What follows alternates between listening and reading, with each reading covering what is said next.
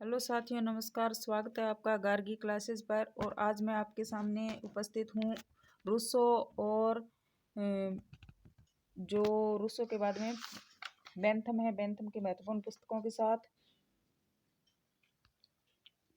तो सबसे पहले हम रूसो के बारे में जानते हैं। इनका जो जन्म है वो स्विट्जरलैंड में हुआ, लेकिन इनका जीवन था वो फ्रांस में बीता। और रूसो को फ्रांस की क्रांति का जो आध्यात्मिक पिता है वो कहा जाता है। और इसके अलावा एडमंड बर्क है, वो इन्हें राष्ट्रीय असेंबली का पागल सुकरात कहते हैं, इनके विचारों की वजह से। क्योंकि सुकरात को भी उनके विचारों की वजह से पागल कहा जाता था, और बर्क ने इन्हें राष्ट्रीय असेंबली का पागल सुकरात कहा। और अब हम रूसो के प्रमुख पुस्तकें और उनके जो लेख हैं वो हम देख लेते हैं। इनका जो महत्वपूर्ण एक लेख है वो है discourse on the moral effect of art and science 1749, यानी कि विज्ञान व कला का जो दुष्प्रभाव है वो इस पुस्तक में, ये इस लेख में बताया गया है कि कला और विज्ञान ने मनुष्य को किस प्रकार से भ्रष्ट किया है। जो कला और विज्ञान है वो मनुष्य को चिंतनशील बनाता है, और जो विवेकशील मनुष्य है वो खुद को ही खुद के खिलाफ कर लेता है। और इसके अलावा इनका एक महत्वपूर्ण कथन भी है कि चिंतनशील मनुष्य है वो एक पतित पशु के समान है, यानी कि जो विवेकशील प्राणी है वो पशु जैसा है।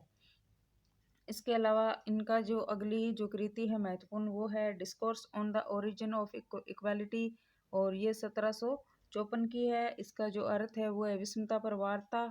और इस पुस्तक में रूसो ने जो मानव की प्राकृतिक अवस्था का वर्णन करता है। और इस पुस्तक में वो कहता है कि मनुष्य है जो प्राकृतिक अवस्था में प्राकृतिक अवस्था है वो नागरिक समाज के उदय होने से पहले की है। और इस समय जो मनुष्य एक भद्र प्राणी था, न ही अच्छा था और न ही वो बुरा था, और उसे किसी चीज़ का ज्ञान भी नहीं था, न उसे कला का पता था, न कोई विज्ञान का, और न वो सुखी था न दुखी था। इस प्रकार वो कहता है कि ये भद्र जंगली जो है वो तर्क से निर्देशित होकर और अपनी जो दो मूल प्रवृत्तियां हैं उसने बताई, आत्म प्रेम एक और दूसरी सहानुभूति, और इन्हीं दो मूल प्रवृत्तियों से वो निर्देशित होता है, यानी कि उसका जीवन है वो इन्हीं दो मूल प्रवृत्तियों के इर्द गिर्द घूमता है। इसके अलावा जो इनकी तीसरी सबसे इम्पोर्टेंट कृति है द सोशल कॉन्ट्रैक्ट, और यही बार बार परीक्षाओं में पूछी जाती है। और इसी सोशल कॉन्ट्रैक्ट के अंदर जो इन्होंने सामाजिक अनुबंध का सिद्धांत दिया, रूसो की जो सामान्य इच्छा का सिद्धांत इसी में मिलता है, और जिसमें जो प्रभु सत्ता है वो नागरिकों के पास होती है। और इसी कारण रूसो को लोकप्रिय संप्रभुता का जो प्रणेता या जनक कहा जाता है, क्योंकि जो सोशल कॉन्ट्रैक्ट के माध्यम से ये प्रभु सत्ता है वो नागरिकों को सौंपते हैं। और इस पुस्तक में रूसो के दो महत्वपूर्ण कथन मिलते हैं। एक तो ये कि मनुष्य स्वतंत्र पैदा होता है, लेकिन सर्वत्र जंजीरों में जकड़ा जाता है। और दूसरा जो कथन है कि मनुष्य को स्वतंत्र होने के लिए बाध्य किया जा सकता है, क्योंकि मनुष्य के अंदर इतना विवेक नहीं है कि उसे पता हो कि उसकी स्वतंत्रता क्या है क्या नहीं है। इसके अलावा जो इनकी चौथी महत्वपूर्ण कृति है वो है द इमाइल, और द इमाइल ये शिक्षा शास्त्र पर लिखी गई इनकी कृति है। और इसी कृति के अंदर इन्होंने सबसे जो इनका प्रसिद्ध नारा है प्रकृति की ओर लौटो वो दिया गया है। इसके अलावा जो इनकी अगली अगर कृति के बारे में हम बात करते हैं तो वो है an introduction to political economy, और ये है 1758 की। तो हमने रूसो की जो प्रमुख प्रमुख कृतियाँ थी वो हमने देख ली।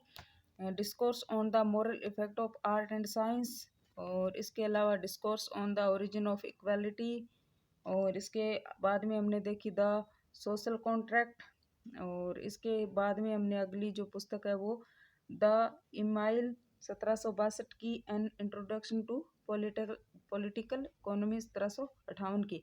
अगर वीडियो आपको पसंद आ रहा है तो लाइक करो और शेयर करो, और चैनल को सब्सक्राइब जरूर कर लीजिए। और इसके बाद में हम बात करते हैं जेरेमी बेंथम और उनसे जुड़ी हुई उनकी जो पुस्तकें हैं उनके बारे में। तो जेरेमी बेंथम का जो काल है 1748 से 1832 तक का है।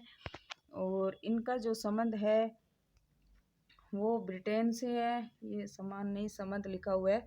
उपयोगितावाद का जो प्रारंभिक प्रणेता है या प्रतिपादक है वो बेंथम को माना जाता है और बेंथम को दार्शनिक आमूल परिवर्तनवाद का प्रणेता है वो सेबाइन कहता है। और सेबाइन का यह कथन है कि बेंथम दार्शनिक आमूल परिवर्तनवाद का प्रणेता है।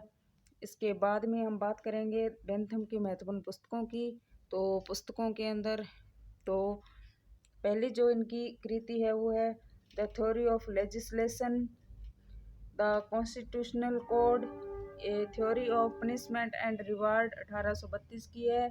इसके अलावा ए फ्रेगमेंट ऑन गवर्नमेंट 1776 की है। इसमें शासन पर विचार है और यह ब्लैकस्टोन की जो कानूनी टीका ही उसके विरोध में लिखा गया और इसी कृति के कारण बेंथम को विधि शास्त्र का न्यूटन भी कहा जाता है। ये हमारे लिए एक इम्पोर्टेंट कथन है कि किस कृति के कारण बेंथम को विधि शास्त्र का न्यूटन कहा जाता है। तो फ्रेगमेंट ऑन गवर्नमेंट 1776 को 76 जो में लिखी गई।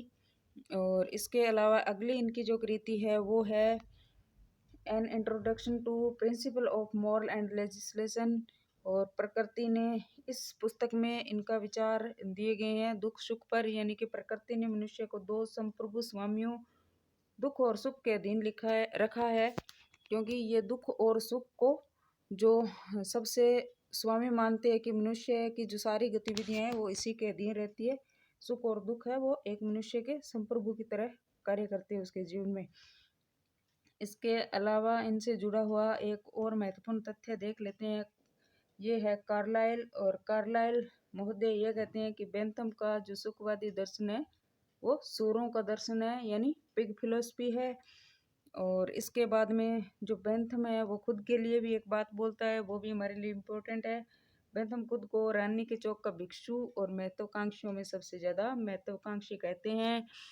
तो वीडियो अगर आपको पसंद आया हो तो इसे लाइक शेयर और सब्सक्राइब चैनल को ज़रूर कर लें गार्गी क्लासेस को। और वीडियो देखने के लिए धन्यवाद।